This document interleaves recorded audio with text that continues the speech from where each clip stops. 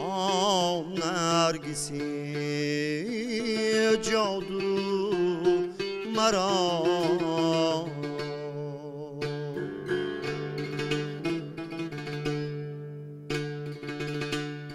می‌دهد هر دم فریب آن نرگسی جادو مرا می‌کند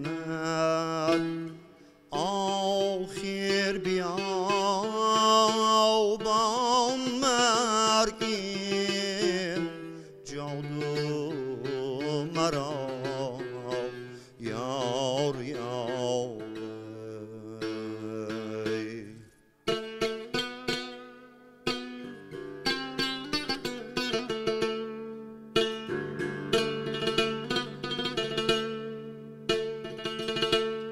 اهل دل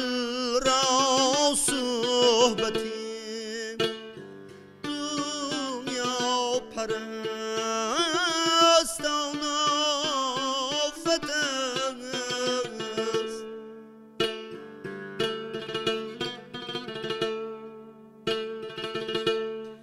قصه سر دشمنی جان است در پهلو مرا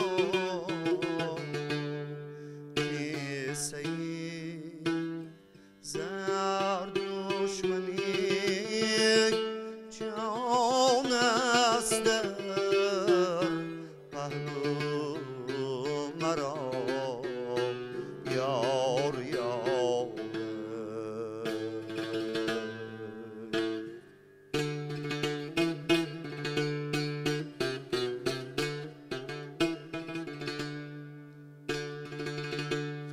جوهری تیغش به قتلم سرخ کرده چشم خود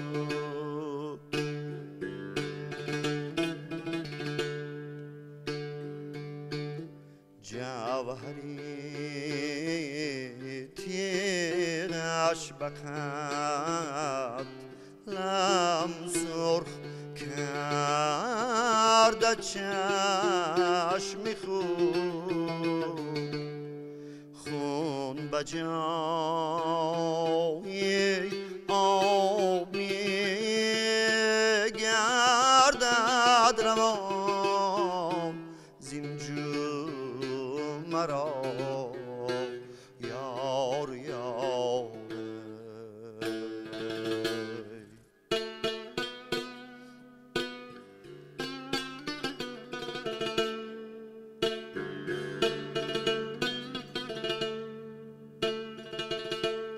چون توانم رفت از کویش به جایی سیدای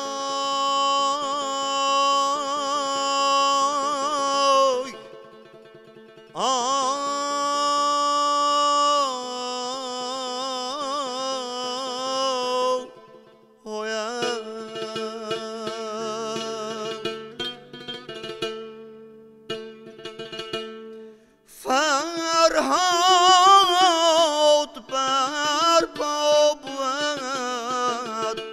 از کنده زانو مرا فرهاد بر پا بود از کنده زانو مرا یار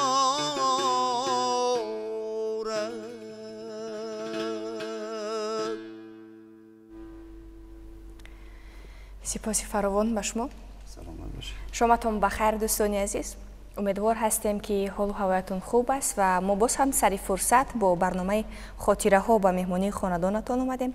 و این شام قرار است از سرودهای بسیار هم ماندگار، سرودهای خاطرمان از مکتب مقامخوانی اسفره براتون گفته باشیم و هم صحبت ما هستند زویشا حیدرов آموزگار کنسرواتوری ملی تاجیکستان به نام استاد طلبخواجه ستارov. خوش آمدید. سلامت باشید.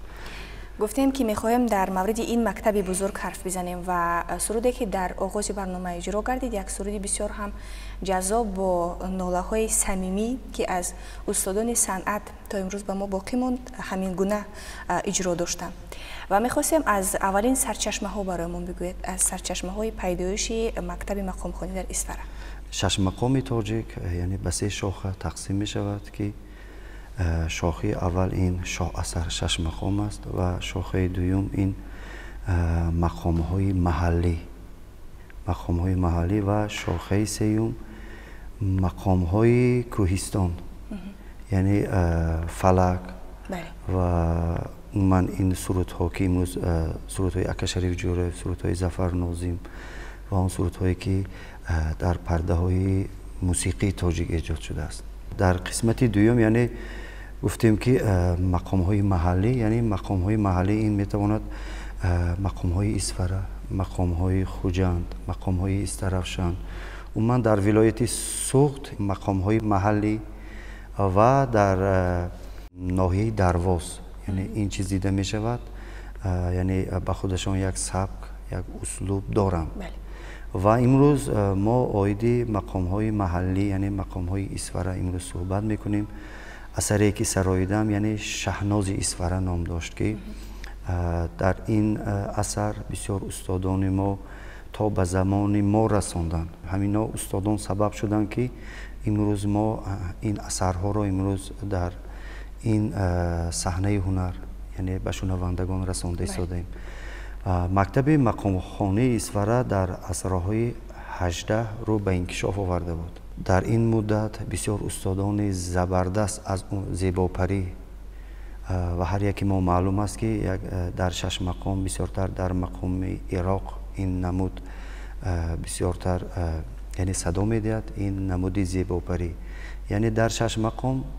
2 اوج داریم، اوج زیباپری و اوج ترک. پیشتر اوج ترک میگفتن، لیکن با زمانی که ما امروز استقلالیت به دست آوردیم و بعضی سخنهایی که برای ما بیگانه است، امروز اوج ترک یعنی اوج سما نام گرفته است. اوج زیباپری این همون هنرمندی که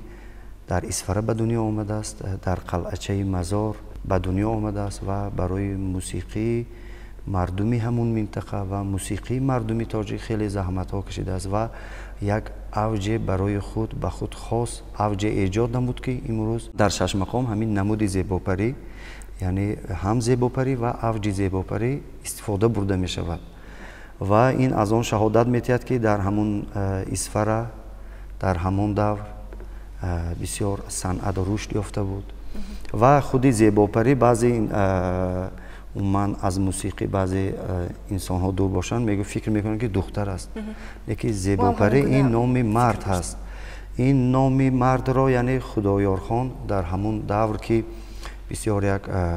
پادشاهی اهل فهم بود و بسیار موسیقی را درک می نمود همین لقب یعنی نام را گذاشته است.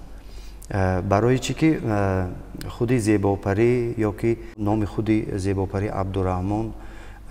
یا خدای بیردی میگویند. اسفره یک منطقه هست که در آنجا بسیارتر انگشت ها وجود دارند و این انگشت را خودی زیباپری با اسب و یعنی با عرابه به شهری خوقند میبرند و در آنجا میبرند و هر وقتی که پادشاه سحرا از همون خانه خود یعنی روی صحنه خود می آید همین آواز زیباپری را میشنود. خودی زیباپری هر وقتی که در یک طبیعت زیبایی میاد حتما سرود میسراید و همین آواز را جستجو می نماید و مادامی که زیباپری را دریافت میکنند وقتی که زیباپری میسراید بسیار سیمای بیزیب داشت، حسنش یا سیاه بود یا که از همین گونه شاید کمی بیزیب بود و بعد آواز این را شنیدن خدایار خان